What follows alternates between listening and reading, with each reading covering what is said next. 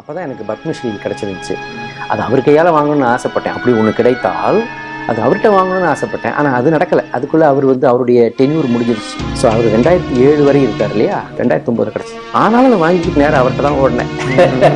ஐயா கிடச்சி சார், நீங்கள் செய்த நல்லதுக்கு கொடுத்துருக்காங்க சார் அப்படின்னாரு. இருக்கட்டும் ஐயா, உங்கள் கையால் அதை இன்னொரு வாட்டி நான் வாங்கிக்கிறேன்னு சொல்லி வாங்கிக்கிட்டேன்.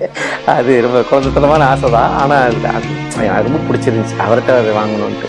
அப்போ அதோட முடிஞ்சிருச்சு எனக்கு. சார் உங்களுக்கு இனிமேல் நிறைய சமுதாய பொறுப்பு வரும் சார் அப்படின்னு ஒரு சின்ன வார்த்தையை போட்டார். அது என்ன சமுதாய பொறுப்பு எனக்கு ஒன்றும் புரியும். நம்ம தொழில் நடிப்பு, சிரிக்க வைக்கிறது, முடிஞ்சா அதில் சில கருத்துக்களை சொல்கிறது, அவ்வளோதான்.